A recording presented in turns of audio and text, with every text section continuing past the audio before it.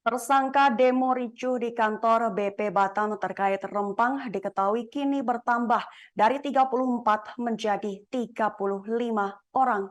Hal itu diungkap oleh Kabid Humas Polda Kepri Kombes Pol Zahwani Pandra Arsyad pada 18 September 2023. Selain itu, ia menjelaskan bahwa penyidikan kasus kerusuhan unjuk rasa di kantor BP Batam masih berjalan. Pihaknya menetapkan satu tersangka tambahan setelah melakukan pengembangan baik dari Polresta Barelang dan juga Polda Kepri. Diketahui ke-35 tersangka saat ini dalam kondisi sehat dan tidak ada intimidasi. Pandra menjelaskan penetapan tersangka ditetapkan dari hasil ditemukan video dan alat bukti yang cukup.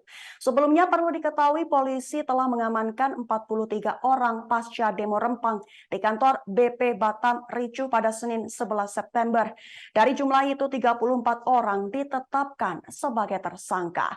Rinciannya 26 orang ditahan di Polresta Barelang, sedangkan 9 lainnya di Polda Kepri.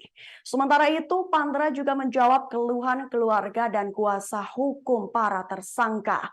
Namun Pandra meminta maaf untuk saat ini belum bisa memberikan waktu karena masih dalam proses penyidikan.